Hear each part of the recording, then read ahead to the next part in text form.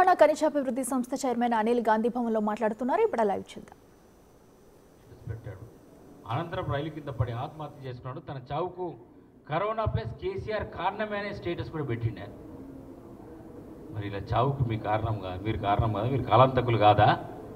ఇవాళ వచ్చి మేమేమీ చేయలేము, మేము పునీతులము, తెలంగాణ రాష్ట్రాన్ని అద్భుతంగా పాలించాము, శ్రీరామచంద్రుడి పాలన అని చెప్పేసి అనుకుంటే దయ్యాలు వేదాలు పలికినట్టుంటాయి. చరిత్ర ఎప్పటికి కూడా ఉండిపోతుంది. చరిత్ర అనేది ఎప్పుడు చెరిపితే పోయేది కాదు. మీ పాపాల పుట్ట ఇలాంటిది. ఇంతమంది ఆత్మహత్య చేసుకున్నారు.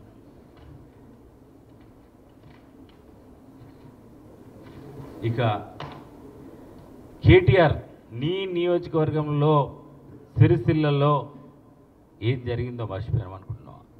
ఆ రోజు ఉసుక లారీలు అక్రమంగా ఇసుక తవ్వుతున్నారని తరలిస్తున్నారని చెప్పి అక్కడ ఉన్న గ్రామస్తులు ఆ ఊర్లలోకి వెళ్ళి వందల లారీలు పోతుంటే ఇబ్బందులు అవుతున్నాయని గ్రామస్తులు అడ్డుకుంటే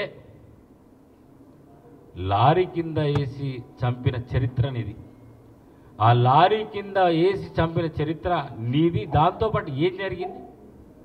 ఆ తర్వాత లారీలను వాళ్ళు తగలబెడితే 3rd డిగ్రీ ట్రీట్మెంట్ ఇచ్చిన ఆ యువకులకు నీ నియోజకవర్గంలోనే జరిగింది. లాఠీలు విరిగేలా కొట్టారట చూడు. ఇది గత చరిత్ర కేటీఆర్. ఇవన్నీ ప్రజలు మర్చిపోతారు అనుకుంటే జైలు ఎదుట గంటల కొద్ది నిరీక్షణ.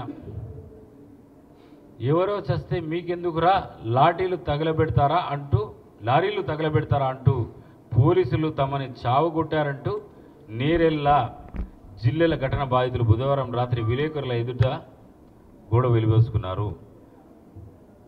ఇంత ఘోరంగా జరిగింది. కరీంనగర్ కారాగారం నుంచి విడుదలైన సమయంలో రోధిస్తున్న బాధిత కుటుంబ సభ్యులు నడవలేని స్థితిలో బాధితులు. చూడండి, ఇది గత చరిత్ర కేటీఆర్. నీ చరిత్ర ఇది పరిస్థితి.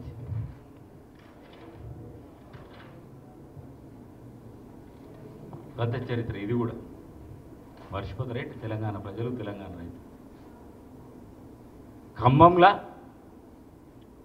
మిర్చి రైతులు మద్దతు ధర కావాలని చెప్పేసి వాళ్ళు ఉద్యమం చేస్తే వాళ్ళు మాకు మద్దతు ధర ఇవ్వండి అని ప్రభుత్వాన్ని అడిగితే వాళ్ళని ఏ విధంగా అరెస్ట్ చేసి ఒక ఉగ్రవాదుల్లాగా వాళ్ళకు సంఖ్యలు వేస్తారు.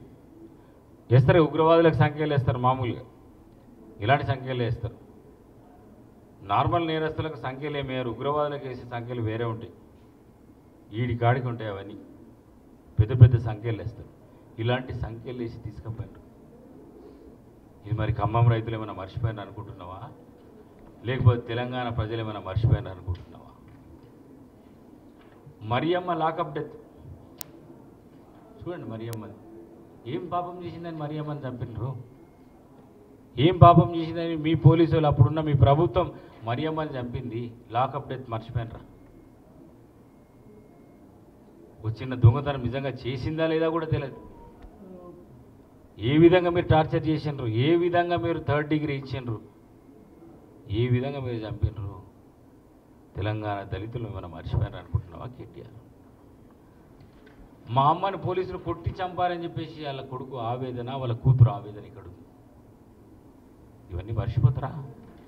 గత చరిత్ర మర్చిపోతారు అనుకుంటే ఇంకా నువ్వు పొరపడుతున్నావు. ఇప్పటికే అసలు మీరు ఇంట్రోస్పెక్షన్ చేసుకోవాల్సిన అవసరం ఉన్నది. మన చరిత్ర ఏంటిది? మన 9.5 ఏళ్ళ పాలనలో ఏం చేసినాం? ఏ విధంగా మనం పాలించినాం? ఏ విధంగా ప్రజల్ని హింసించినాం? ఏ విధంగా ఈ తెలంగాణ ప్రజల్ని వంచినాం? ఏ విధంగా మోసం చేసినాం? ఎంతమంది యువకుల ఆత్మహత్యలకు మనం కారణమైనాం? ఇవన్నీ కూడా ఇంట్రోస్పెక్షన్ చేసుకుంటే, ఆత్మవిమర్శ చేసుకుంటే మంచిది. లేకపోతే మొన్ననే కర్రెగాల్చి వాత పెట్టారు. మొన్నటి ఎన్నికల్లో 2 ఎన్నికల్లో అసెంబ్లీలో మిమ్మల్ని పనికి రాకుండా చేసిండ్రు. ఇక మొన్నటి పార్లమెంట్ ఎన్నికల్లో గుండుస్తున్నా. ఇప్పటికన్నా మీకు బుద్ధి రాకపోతే ఎట్లనయా?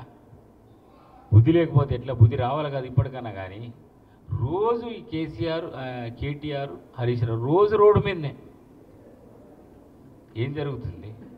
ప్రభుత్వం ఏర్పాటై ఏడాది కూడా అయితేలే రోడ్ల మీద ఎందుకుంటున్నారు? మీరు చేసిన పాపాలేంటి?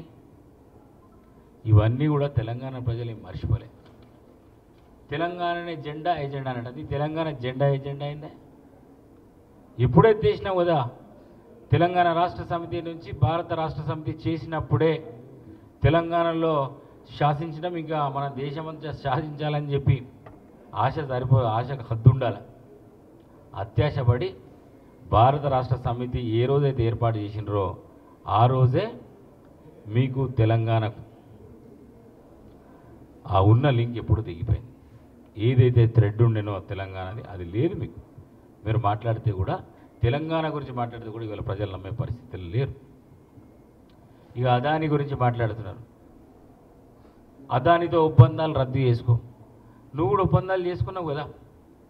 నువ్వు ఏం చేయనట్టు, అదానితో అసలు నీకు సంబంధాలు లేనట్టు, అదానితో నువ్వు ఎప్పుడు కలవనట్టు.